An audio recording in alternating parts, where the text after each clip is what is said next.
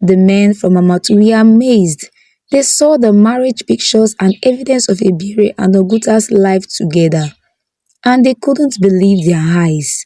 Once upon a time, there lived a very beautiful lady named Ebiere. Her beauty was the talk of the entire village.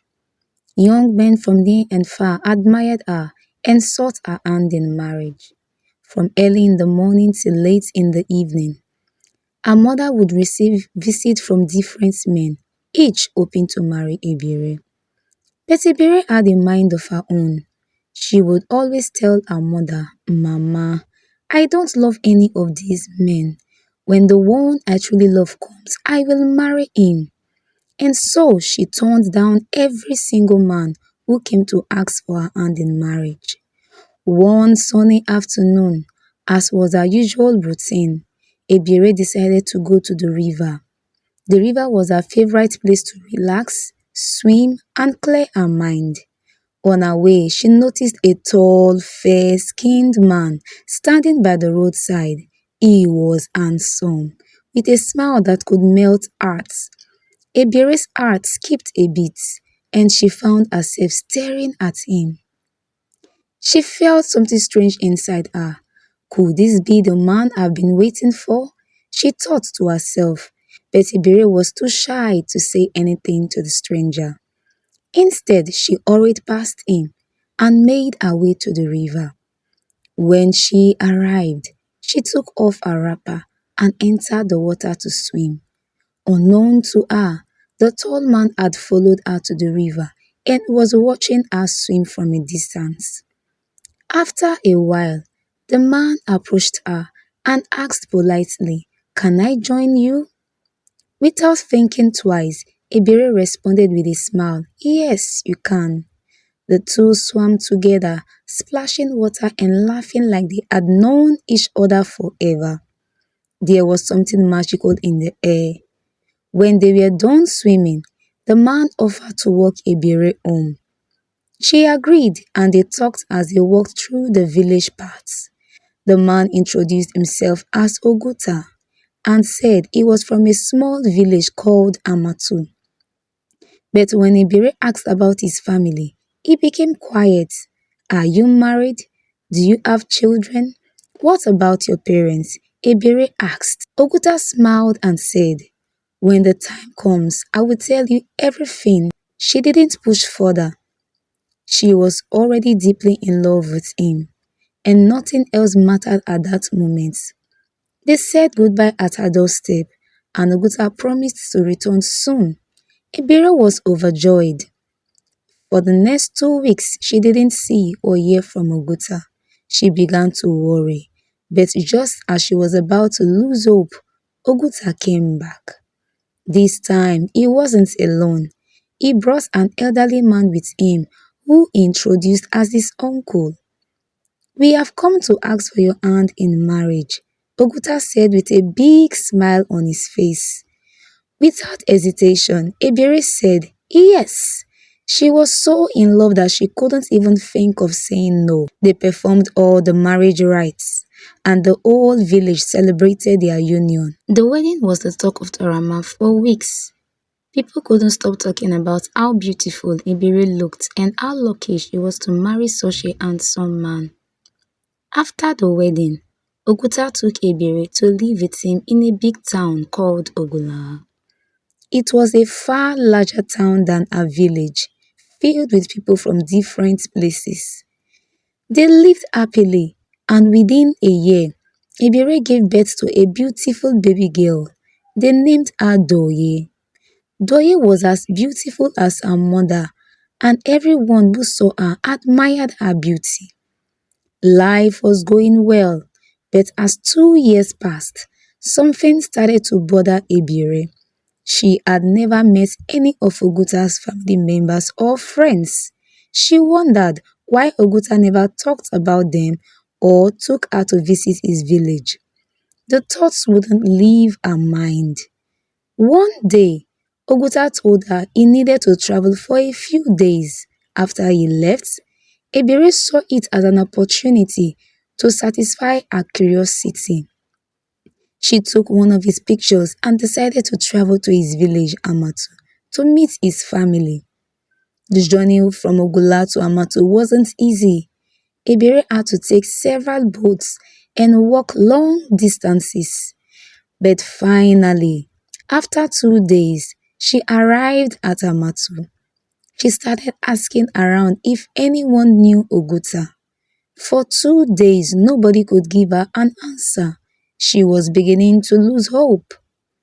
On the third day, as she was walking through the village, she saw a man passing by and decided to ask him. "Excuse me, sir," Ebiere asked politely. "Do you know this man?"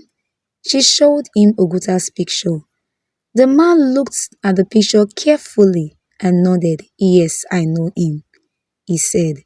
Ebiere's heart leaped with joy. "Please, can you take me to his family?" The man agreed and led Ebiere to a small compound on the outskirts of the village. When they arrived, the man pointed to a house and said, "This is his parents' house." Ebiere knocked on the door, and after a few moments, an old woman came out. She was frail and used a stick to support herself. Ebiere greeted her with respect. "Good afternoon, Mama," she said. "Good afternoon, my daughter," the old woman replied with a kind smile. "Who are you, and who are you looking for?" "My name is Ebiere. I am married to Oguta, and we have a daughter together," Ebiere explained proudly. As soon as the old woman heard the name Oguta, her smile faded. She looked at Ebiere with sad eyes. "Oguta, my son?" the old woman asked softly. "Yes, Mama, he is my husband," Ebiere replied. The old woman shook her head and said, "My daughter, Oguta died 2 years ago. May his soul rest in peace," Mama added. Ebiere was confused. "Mama, you must be mistaken. Oguta is my husband, and he is very much alive." The old woman looked at her sadly and said, "No, my daughter. Oguta was my son, but he passed away 2 years ago. I can even show you his grave." At this time, Ebiere's heart pounded in her chest. She was beginning to feel dizzy, but she managed to pull out the picture she had brought with her. "This is my husband Oguta," she said, showing the old woman the picture. The old woman gasped and held the picture close to her face. "This is my son. Where did you get this?" she cried. "Mama, I told you. This is my husband, Oguta. We have been living together in Ogula, and we even have a daughter." The old woman shook her head in disbelief. "Oguta died 2 years ago," she said firmly. "Come, I will take you to his grave." With trembling hands, Ebiere helped the old woman up, and they walked slowly to the back of the compound. There, under a big tree, was a grave. As soon as Ebiere saw the name Oguta written on the tombstone, she fainted. The old woman screamed for help, and the few neighbors who heard her rushed to the scene. One of them, the young man who had brought Ebiere to the house, carried her back inside Mama's house and laid her down. They tried to revive her for hours, and finally, after what seemed like an eternity, Ebiere sneezed and opened her eyes. Everyone in the room stared at her in silence. The old woman sat by her side, holding her hand. "My daughter," she said gently, "what really happened between you and Oguta, my son?" Ebiere, still shaking, began to narrate how she met Oguta in her small village Torama, how they got married, and how they had a beautiful daughter. The people listened in shock. Some believed her story, while others were doubtful. But by this time, news of what was happening had spread throughout the entire village, and a crowd had gathered outside. An elderly man from the village stepped forward. "My daughter," he said to Ebiere, We have heard your story. Tomorrow we will travel with you to Ogula to see for ourselves." The next day, the elderly man, the young man who had taken Ebiere to Oguta's parents' house, and a few other men set out with Ebiere for Ogulaha. Unfortunately, Oguta's mother couldn't join them because of her age, but she prayed for their safe journey. When they arrived at Ogula, Ebiere took them to her house, but when they entered, Oguta was nowhere to be found. They searched every corner of the house, but could not find him. Finally, a neighbor came by and told them, "Oguta returned home shortly after Ebiere left, but we haven't seen him since then." The men from Amatu were amazed. They saw the marriage pictures and evidence of Ebiere and Oguta's life together, and they couldn't believe their eyes. They waited for several days, hoping Oguta would return, but he never did. In the end, the men had no choice but to return to Amatu, leaving Ebiere behind with a heavy heart. She decided to leave Ogula and return to her village Torama with her daughter. The mystery of Oguta remained unsolved, but Ebiere held on to the memories of the love they shared, knowing that some things in life could never be fully understood. When Ebiere returned to her village Torama, she was never the same again. Her once joyful spirit seemed lost, and her beauty, though still admired, was now tinged with sadness. Her mother, who was overjoyed when she heard that Ebiere had married and had a daughter, was heartbroken to see her daughter return to such a state. She couldn't understand why Ebiere's husband had disappeared suddenly, or why such a thing could happen to her child. The villagers too whispered about Ebiere's story. Some believed that her husband Oguta was a spirit, others thought that Ebiere might have been tricked by someone pretending to be Oguta, while a few said the whole thing was just a bad luck, but no one had any real answers. Weeks turned into months, and life in Torama slowly returned to normal.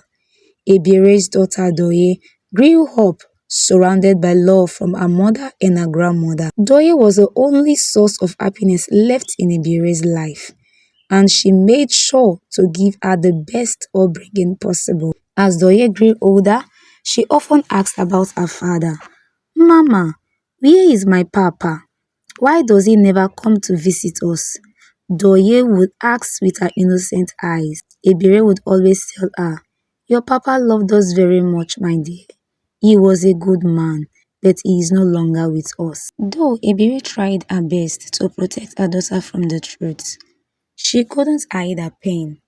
Every time she looked at Doye, she was reminded of Oguta and the strange mystery that surrounded their marriage. One evening, when the moon was high in the sky and the air was cool, an elderly woman from the village came to visit Ebiere. Her name was Mama Owe, and she was known as the village storyteller and a wise woman. Mama Owe had heard about what happened to Ebiere, and she wanted to offer some comfort. "My daughter," Mama always said as she sat beside Ebiere, "I know you have gone through a lot. The heart can bear much pain, but you must not let it destroy you. You are still young, and life has many surprises." Ebiere sighed and said, "Mama, I don't know what to believe anymore. I gave my heart to Oguta, but now I don't even know if he was real." Mama Owe nodded thoughtfully. "Sometimes the things that happen to us are beyond our understanding, but that doesn't mean they have no purpose. Maybe there is a lesson in all of this." Ebiere looked at Mama Owe curiously. "What lesson, Mama?" Mama Owe smiled and said, "Come, let me tell you a story. Many years ago, there was a woman just like you who fell in love with a man who came from the river. He was tall, handsome, and full of charms. The woman loved him with all her heart, and they got married. But one day, the man disappeared without a trace. The woman was heartbroken, just like you are now. She searched for answers, but she never found them. In the end, she realized that some things in life are not meant to be explained. She learned to cherish the love they shared and move on with her life. Ebiwe listened carefully to the story. Mama, are you saying I should forget about Oguta? Mama always shook her head. No, my daughter. You don't have to forget him. But you must not let the past keep you from living. You have a beautiful daughter who needs you. Life itself is full of mysteries, but it is also full of new beginnings. So don't close your heart, my dear daughter. The words of Mama Owe touched Ebire's heart deeply. She realized that even though she may never understand what really happened between herself and Oguta, she couldn't let her life be consumed by sadness. She had to live for herself and for her daughter Doye.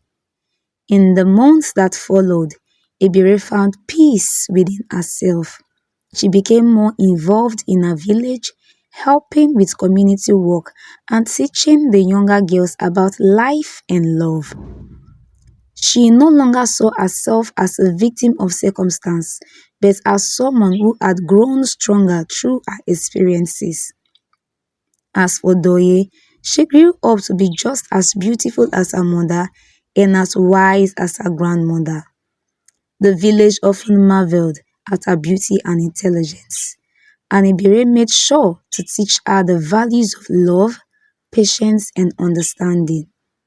One day, when Doye was much older, she asked her mother again about her father. Mama, what really happened to Papa? She asked again. Ebiere smiled softly and said, Your father was a man who brought love into my life. He may not be here with us anymore, but he gave me the greatest gift of all, you, Doye. And that is enough for me.